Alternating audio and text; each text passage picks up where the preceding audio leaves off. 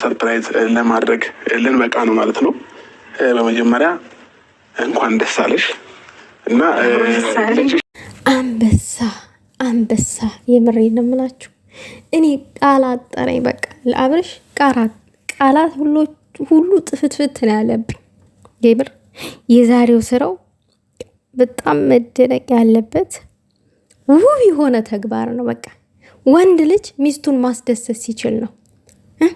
ወንድ ልጅ እንዴት አድርጎ ሚስቱን ሰርፕራይዝ ማድረግ እንዳለበት ሲያቅ ነው። በቃ ያ ነው የወንድነቱ መለኪያ ትላላችሁ። ኧረ እንዳይሰሙኝ ወንዶች በእግዚአብሔር።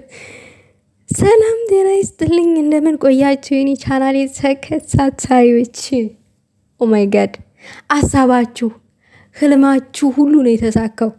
ሩታ የመጀመሪያ አይንህን በአይንህ አሳይታ ወንድ ልጅ ወልዳልክ መኪና ይገባታል ለሷ እንዴት በጊዜ ትሄዳለህ እያሉ አብርሽ እንጂ ሲያደርጉት ነበረ።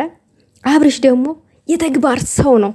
በመለፍለፍ በማውራት አይደለም የሆነ ነገርን የሚያደርገው፣ በተግባር ሰርቶ በማሳየት ነው። በቃ የሆነ ነገር ሰርቶ በማሳየት እንጂ የሆነ እንደዛ አረጋለሁ ብሎ አይለፈልፍም። እና ምንም ነገር ሳያወራ ምንም ሳይል ድንገት መኪና ይችን የመሰለ መኪና ገዝቶ ዛሬ ሰርፕራይዝ አድርጓታል ማለት ነው። ሃይሚ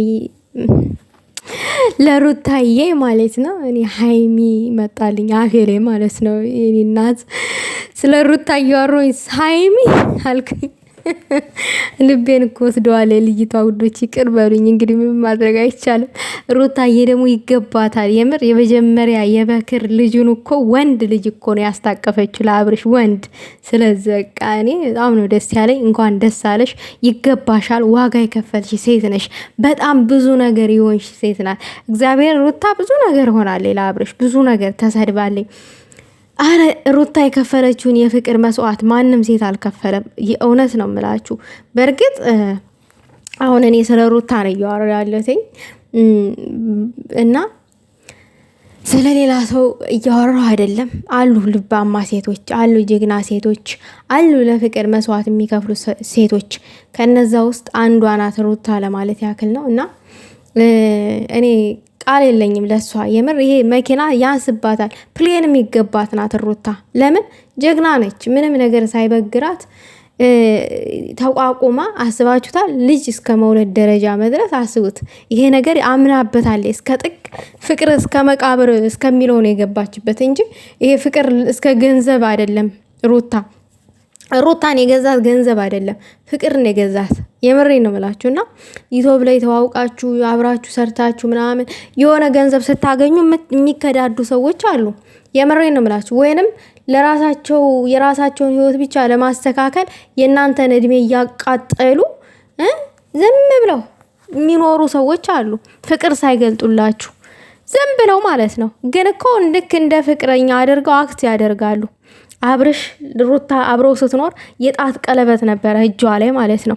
አብረው ስትኖር አዲስ አበባ ውስጥ እና ዛሬ በእምነት ብዙም ግጭት ቢኖር በመሃላቸው ብዙ ያለመስማማትም ቢኖር ያ እምነት ጠንቶ ዛሬ ልጅ ወልደው የምር እኔ ለአብርሽ ቃል አጣሁለት። መቤቴን በቃ አንበሳ ነው። በቃ ጀግና ነው። ለእኔ ጀግና ነው። የምን ጊዜም ጀግና ነው አብርሽ። ሲጀመረ እኔ ሚዲያ ላይ የምሬን ነው ምላችሁ። ተሰደብኩ ብሎ ያለቃቅስ ሰው አፌዘብኝ ብሎ ከዓላማው ወደ ኋላው ፈቀቅ የማይል አንበሳ፣ ቆራጥ አሞተ ቆራጥ እኮ ነው አብርሽ። አብርሃም የጋሽ የታደሰ ልጅ ልክ እንደ አባቱ ማለት ነው። ጋሽዬ እንደምናውቃቸው ቆፍጣና አባት ናቸው፣ ጀግና አባት ናቸው። የመሬን ነው ምላችሁና ጀግና ልጅ ነው አብርሽም። እና ላመነበት ነገር ወደ ኋላ ማይል የሆነ ነገር ማድረግ ከፈለገ አውርቶ አይደለም በተግባር ነው ሰርቶ የሚያሳያችሁ። በቃ ባል ማለት እንደሱ ነው ትላላችሁ። ሩታዬ በድጋሚ እንኳን ደስ አለሽ የኔ ሴት፣ የምር የኔ ጀግና፣ የኔ ጠንካራዋ አትበገሪዋ ሴት ትላላችሁ። የምር እግዚአብሔርን እኔ ከምር በጣም ነው ደስ ያለኝ የምር። በቃ እኔ አብርሽ አድርጎ ያሳያል እንጂ አያወራም ስል ነበረ በልቤ ማለት ነው። ስትወቅሱት ነበር። እንዴት መኪና ሳይገዛላት ወንድ ልጅ ወልዳ መኪና ሳትገዛላት እያላችሁ ስትሰድቡት ነበራችሁ ፎከታሞች። ትዕግስት ይኑራችሁ፣ ሰውን አትሳደቡ። ባለቤቱ ነው ወሳኙ፣ ባለቤቱ ነው በቦታው ያለውና ሰውን ከመሳደብ ይልቅ ዝም ብሎ ማየት እስከ መጨረሻው ድረስ። ገና እንኳን ልጁ ከተወለደ 40 ቀን አልሞላውም፣ ክርስትና አልተነሳውም ምናምን 2 ሳምንት ቢሆነው ነው። በ2 ሳምንት ውስጥ መሳደብ ጀመራችሁ። ሰው ልጅ እኮ ያቅዳል። ያቀደውን ነገር ደግሞ በፕሮግራም ነው የሚያደርገው፣ ቶሎ በቶሎ አይደለም። ለምንድን ነው እኛ ወሳኝ ምን ሆነው በሰው ህይወት ውስጥ ጣልቃ ገብተን? አንዳንድ ጊዜ የምናደርገውን ነገር ብናስተውል እንደ ትልቅ ሰው ጥሩ ነው ብዬ እላለሁኝ። ጥሩ ነው እንደውም።